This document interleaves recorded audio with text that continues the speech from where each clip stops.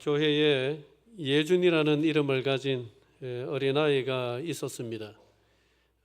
이 아이는 태어날 때부터 인상파였습니다. 언제 봐도 화가 잔뜩 난 얼굴이었습니다. 그런데 희한하게 그게 밉지가 않았습니다. 더군다나 그 아이는 볼이, 어린아이들 다 그렇지만은 유독 이 아이가 볼이 막 터질 것 같이 펄럭한데 볼 때마다 저거 한번 만져봤으면 좋겠다 이런 생각이 절로 들었어요. 그래 이래 부르면은 얼마나 비싸게 논다 그러죠. 얼마나 비싸게 노는지 오질 않아요. 그래서 어떻게 하면 오게 만들까 해서 사탕을 항상 준비해 다니다가 그 친구를 만날 때마다 사탕을 이래 줬습니다. 그래 몇 번 줬더니만은 한번 와 주대요. 그런데 두 번은 안 옵니다. 그래 이제 아이들을 이래 보면서 굉장히 어린데도 불구하고 그 어린 아이들이라도 내가 마음대로 할 수 있습니까? 없습니까? 마음대로 안 돼요. 아이들이 아무리 어려도 이미 자아가 있고 이미 자기 생각이 있고 자기 감정이 있어서 어른이 움직이려고 원하는 대로 움직이려고 한다 해도 그 원하는 대로 움직여주지를 않습니다. 그런데 우리가 어린아이만 해도 이러한데 우리가 살아가면서 다른 사람을 내가 원하는 대로 움직이려고 한다. 내 원하는 대로 되기를 바란다. 그 다음에 내 살아가는 환경이 내가 원하는 대로 되어주기를 바란다. 이거는 어찌 보면 굉장한 욕심입니다. 하물며 하나님께서 내가 원하시는 대로 하나님이 이렇게 해주시고 저렇게 해주시고 내가 원하는 대로 하나님이 움직여 주시기를 바란다. 그것도 어떻게 보면은 무지막지한 욕심입니다. 어린아이 마음 하나 우리가 마음대로 못하는데 어떻게 천지의 대주제이신 하나님을 우리가 원하는 대로 하나님이 이렇게 해주시고 저렇게 해주시고 그게 되겠습니까? 그렇게 우리가 살아가니까 어찌 보면은 우리 인생이 고통의 연속일 수밖에 없는 거예요. 오늘 본문은 하나님을 포로로 잡아간 사람들의 이야기입니다. 하나님을 뭐로 잡아갔다고요? 하나님을 포로로 잡아간 사람들. 하나님을 포로로 잡아갔습니다. 그러면 하나님은 뭘로 잡혀간 거예요? 하나님을 포로로 잡아갔으니까 사람들이 하나님은 뭐가 된 겁니까? 하나님의 포로가 된 거예요. 그 오늘 이야기는 하나님이 포로가 되신 이야기다. 이렇게 이름을 붙일 수도 있습니다. 이스라엘 사람들이 블레셋과 전쟁을 하면서 여호와의 궤, 하나님의 궤, 그 언약궤만 들고 나가면은 이길 줄 알았습니다. 그래서 궤를 가지고 갔지만은 패하였습니다. 여호와의 궤를 또 빼앗기기까지 했습니다. 블레셋 사람들이 이스라엘을 물리치고 이스라엘이 들고 나왔던 여호와의 궤를 가지고 가서 어디다가 갖다 놓았느냐? 자기들의 신인 다곤신의 신전에다가 갖다 놨습니다. 무슨 의미냐 하면은 자기들 신에게 이래 얘기를 하는 거예요. 대사는 없지만은 그 의미를 보자면은 신이시여, 다곤신의 도움으로 우리가 이스라엘을 물리치고 적들의 신인 여호와를 이렇게 잡아왔습니다. 이 여호와를 당신 앞에 무릎을 꿇려 놓을 테니까 마음껏 조롱하시고 즐기십시오. 이런 의미입니다. 그게 이제 다곤신의 신전에다가 여호와의 궤를 갖다 놨다. 그러한 의미입니다. 그런데 다음 날 사람들이 와서 보니까 어떻게 돼 있어요? 어떻게 돼 있습니까? 누가 엎드려 있어요? 다곤신이 여호와의 언약궤 앞에 엎드려 있는 거예요. 그러니까 자기들 신 앞에 여호와를 잡아와 가지고 이스라엘의 신을 잡아와서 포로로 잡아와 가지고 여기에 무릎 꿇려 나왔었는데 자고 와 보니까 반대로 돼 있는 거예요. 다곤 신이 여호와의 언약궤 앞에 무릎을 꿇고 있는 거예요. 무릎을 꿇은 정도가 아니라 어떻게 하고 있어요? 땅에 납작 엎드려 있는 거예요. 그 기분이 상당히 언짢았겠지요. 그래서 다곤 신을 다시 세웠습니다. 원래 자리에다가 세워놨습니다. 그리고 또 다음 날 와보니까 이번에는 어떻게 됐어요? 이번에는 그냥 엎드린 정도가 아니라 뭐가 잘려 있습니까? 목이 잘려 있고 뭐도 잘려 있습니까? 팔도 잘려 있고. 이게 뭡니까? 이게 뭐예요? 넘어져서 그냥 부러졌다 그런 의미가 아닙니다. 이게 하나님께서 누구를 참소하신 겁니까? 다곤 신을 참소하신 거예요. 하나님이 다곤 신 앞에 무릎을 꿇려놨는데 오히려 반대로 이 다곤 신이 참수당해 있는 겁니다. 목이 잘려 있고 팔다리가 다 잘려 있고 그래 나자빠져 있는 거예요. 그런데 그런 일이 있고 난 뒤부터 또 어떤 일이 있느냐? 여기가 이제 블레셋의 5도시 중에 아스돗이라는 도시인데 그 아스돗 도시 안에 온갖 독종이 막 퍼져가지고 사람들이 죽어나가기를 시작을 해요. 그리고 이게 딱 저 여호와의 궤를 가지고 온 날부터 그런 것입니다. 그래가지고 이 아스돗 사람들이 이 큰일 났다 저걸 포로로 잡아왔는데 적들의 신이라고 전리품으로 포로로 잡아왔는데 저것 때문에 우리 도시가 망하겠다 싶어가지고 이웃 도시에게 가져가라고 전리품인데 너네가 가져가라고 보냈어요. 보냈더니만은요 가져간 그 도시도 똑같은 일이 일어나는 거예요. 막 독종이 퍼지기를 시작하는 거예요. 그래 그 도시도 이러다가 우린 큰일 나겠다 망하겠다 해서 또 이웃 도시에게 또 보냈어요. 이거 전리품이니까 너네가 가져가라. 그랬더니만은 거기에도 똑같은 일들이 계속 일어났다 이런 이야기입니다. 어렵습니까? 쉽습니까? 예, 어렵지 않죠? 쉽죠?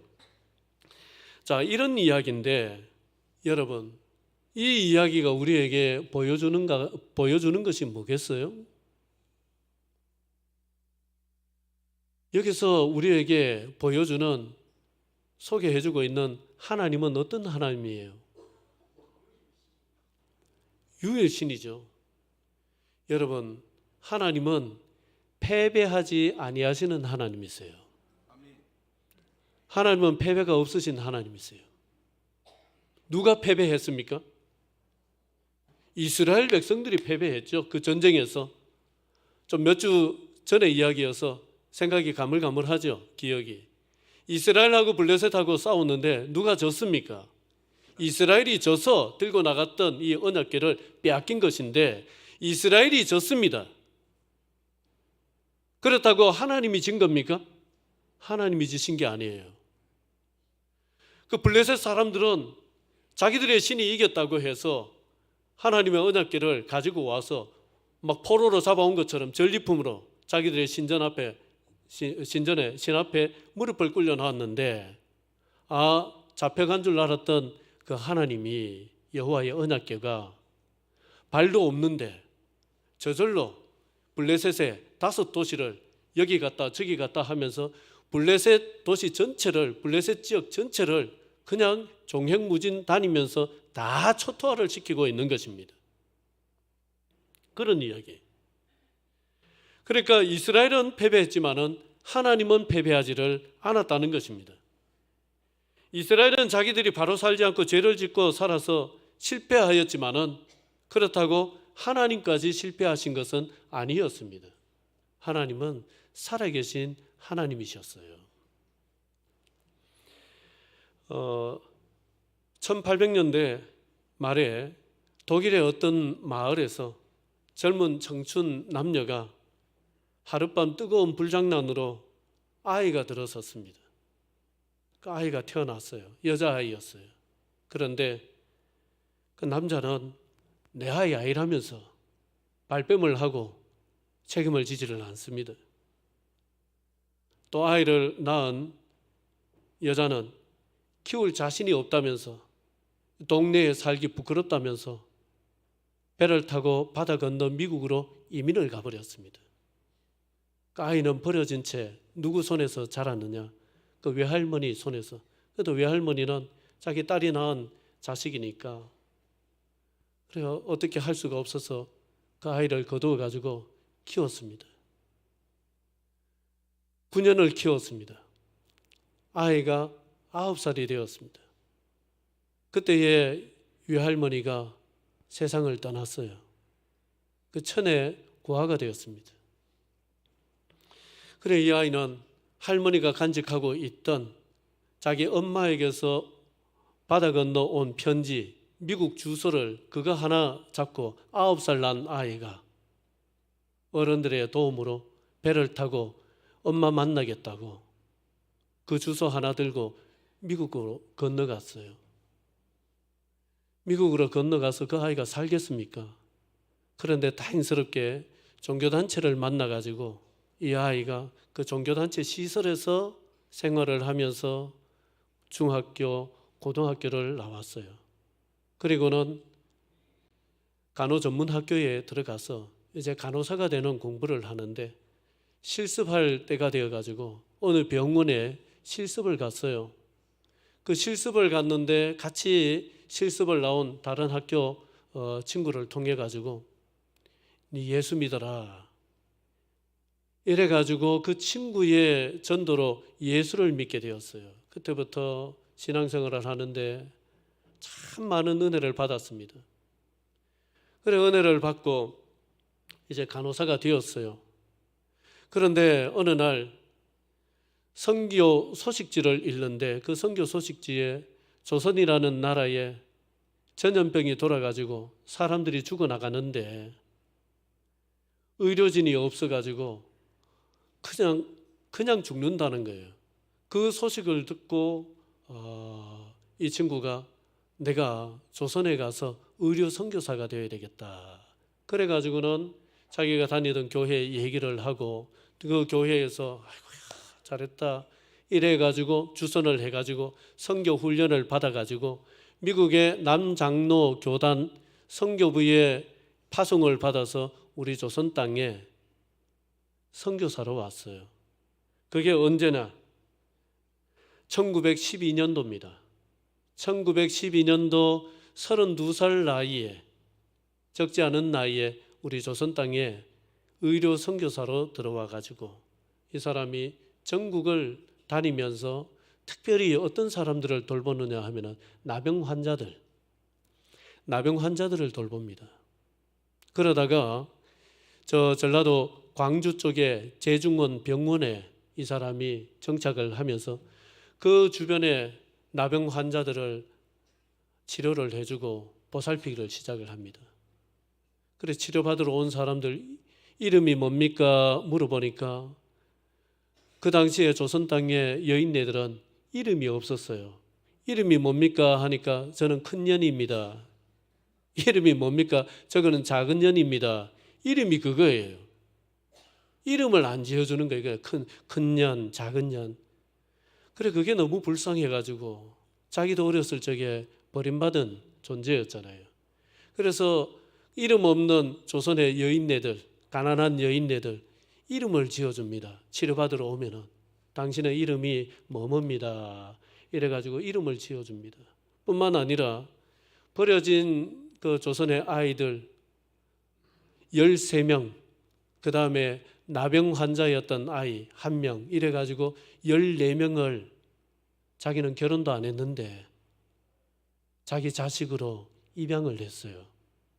그래가지고 14명을 지극정성으로 키워냅니다. 부자였느냐? 너무너무 가난했어요. 가난한데 항상 입버릇처럼 하는 말이 내일 내가 배부르기 위해서 오늘 굶주리는 사람들을 외면했어야 되겠는가? 내 장롱 속에 옷이 몇 벌 걸려 있는데 헐벗은 사람을 외면했어야 되겠는가? 이런 얘기를 입버릇처럼 하면서 주변의 어려운 아이들, 어려운 사람들을 보살핍니다. 그렇게 우리나라에 와서 몇 년을 사역을 하느냐? 22년 사역을 해요. 22년 사역을 하고 54세가 되었을 때에 내가 죽거들랑 내 시신을 의료 연구용으로 기증을 할 테니까 내 시신을 땅에 묻지 말고 의료용으로 연구를 해라. 시신 기증을 하고 죽는데 왜 죽었느냐? 영양실조로 죽었습니다. 그야말로 조선을 지극히 사랑했던 분이었는데 우리나라 이름이 서평입니다. 성격이 급해가지고 좀 천천히, 그리고 모든 사람을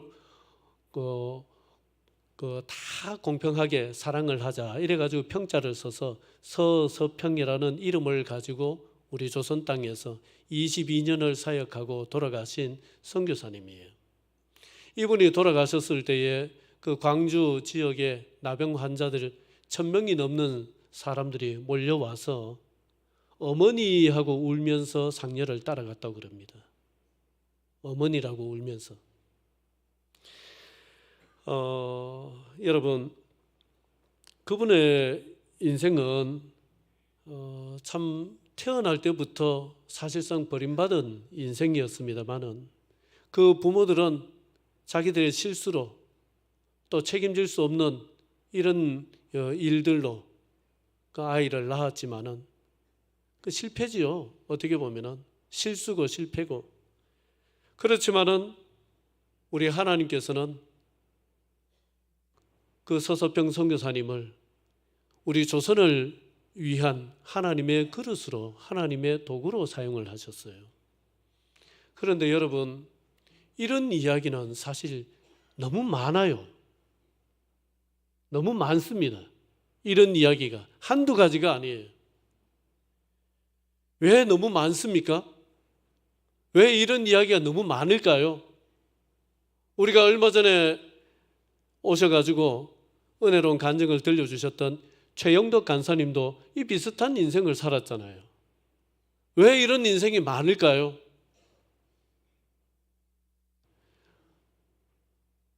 그 못난 사람들이 많아서 많기도 하겠지만은 저는 그렇게 생각을 합니다. 왜 이런 인생을 가진 사람들이 많을까?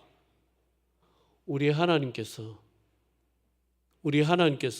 우리 인간의 실패와 우리 인간의 실수를 만회해 주시는 하나님이시기 때문에 그렇습니다. 그래서 우리 하나님은 이런 사람들 통해서 이 비슷한 인생 스토리를 너무너무 많이 만들어내시는 하나님이세요. 그래서 이런 하나님을 보고 우리는 뭐라고 부르느냐? 노래도 있죠. 하나님은 실수하지 않으신다네. 제가 오늘 부르려고 준비를 해놨지만 오늘 컨디션이 안 따라주네요. 오늘 그냥 넘어가겠습니다. 여러분, 나는 실수도 하고 나는 실패도 하고 우리는 실수도 하고 실패도 합니다만은 하나님은요, 실수하지 않으시는 분이에요. 실패하지 않으시는 분이에요. 그래서 하나님께 맡긴 인생은 안전할 수가 있습니다. 그런데도 우리 사람은 어리석어서 내가 내 인생의 주인이 되려 하고 하나님을 내 원하는 대로 움직이려고 하나님 왜 이래 안 해주세요? 왜 저래 안 해주세요? 내가 원하는 대로 안 해주시는 하나님에 대해서 섭섭해하기도 하고 실망하기도 하고 그러면서 살아갑니다. 오늘 블레셋 사람들은 하나님을 자기들이 포로로 잡았다고 생각을 했습니다. 하나님을 자신들 신 앞에 무릎 꿇릴 수 있다고 생각을 했습니다. 이들은 하나님이 아닌 다곤신을 섬기는 이방 민족이어서 10분 양보를 해서 그럴 수 있다 치더라도 여러분, 이스라엘 백성들은 어떠했습니까? 비슷했죠. 하나님을 들고 나가면은 하나님도 같이 따라 나올 줄 알았습니다. 자기들이 그렇게 정성을 들이면은 하나님이 승리를 주실 줄 알았습니다. 하나님이 자기들 원하는 대로 움직여 줄 줄 알았습니다. 그런데 아니었죠. 언약궤를 들고 나갔지만은 하나님은 자기들이 원하는 대로 움직여 주시질 않았습니다. 그래서 패배했죠. 조금의 차이는 있어도 블레셋이나 이스라엘이나 하나님을 사람이 움직일 수 있다고 생각한 것은 그 점에 있어서는 같습니다. 여러분, 이것보다 하나님을 무시하는 태도는 없습니다, 사실. 어쩌면은요, 믿지 않는 사람보다 어줍지 않게 믿는 사람들이 하나님을 더 무시하면서 살 수 있다는 사실을 우리가 알아야 됩니다. 안 믿는 사람들은 하나님을 움직이려고 듭니까? 안 듭니까? 움직이려고 들어요? 안 들어요? 안 믿는 사람은 아예 그런 생각 자체를 안 합니다. 누가 그런 생각을 하느냐? 우리가 합니다. 예수 믿는 우리가 합니다. 우리가 하나님을 움직이려고 합니다. 내 원하는 대로. 그런데 이게 하나님을 모르는 것보다 오히려 더 하나님을 무시하는 태도가 될 수가 있어요. 우리가 그걸 알아야 돼요.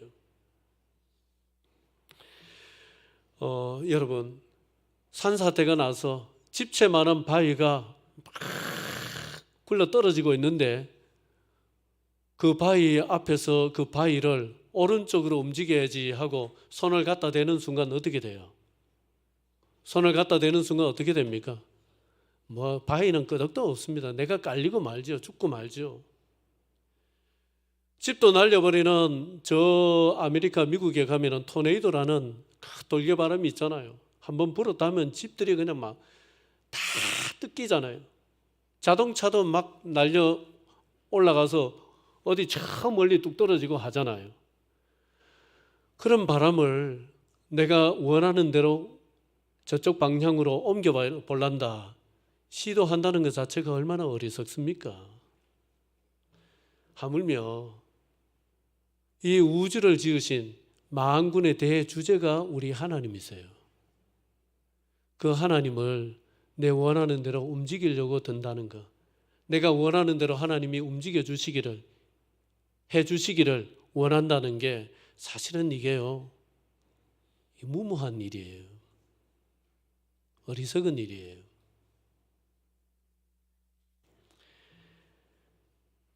여러분, 내가 하나님을 내 포로로 삼으려는 이런 자세가 아니라 진정한 신앙은 뭐냐 하면은 내가 하나님의 포로가 되는 겁니다.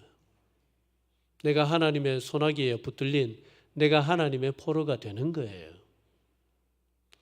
내 고집을 꺾고 내 판단을 내려놓고 내 원하는 것만 고집하는 그 고집을 접고 하나님의 소나기 안에 붙들려 들어가는 것, 여러분, 그게 신앙입니다.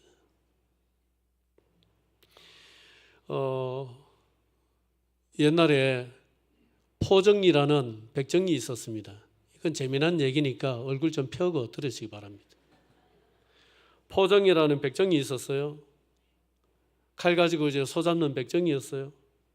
솜씨가 워낙 신출귀몰하다는 소문이 나가지고 임금이 야 포정 데리고 오너라. 얼마나 솜씨가 출중하면은 나라 안에 그 사람 모르는 사람이 없고 전부 다 그 사람 얘기만 하느냐. 데려와 봐라. 이래가지고 포정을 임금 앞으로 왕 앞으로 데리고 왔습니다. 그 소 한 마리를 줬습니다. 잡아봐라.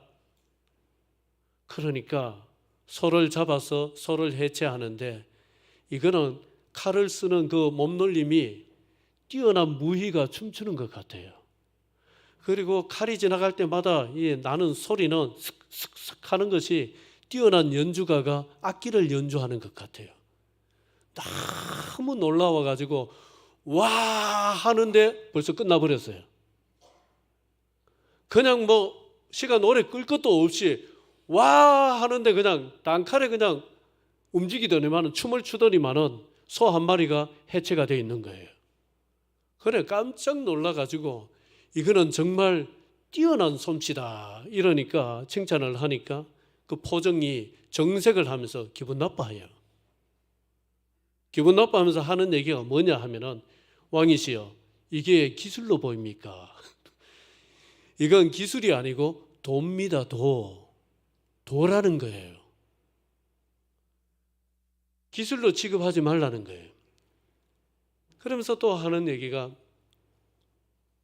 솜씨가 뛰어난 백정은 1년에 한 번씩 칼을 갑니다. 칼을 바꾼다는 거예요. 왜 칼을 바꾸느냐? 살을 너무 많이 썰었기 때문에 칼을 바꿉니다. 솜씨가 평범하고 못난 백정은 한 달에 한 번씩 칼을 바꿉니다. 왜 바꾸느냐? 뼈를 너무 많이 썰어서 칼날이 다 이가 빠지고 무뎌져서 칼을 바꾼다는 거예요.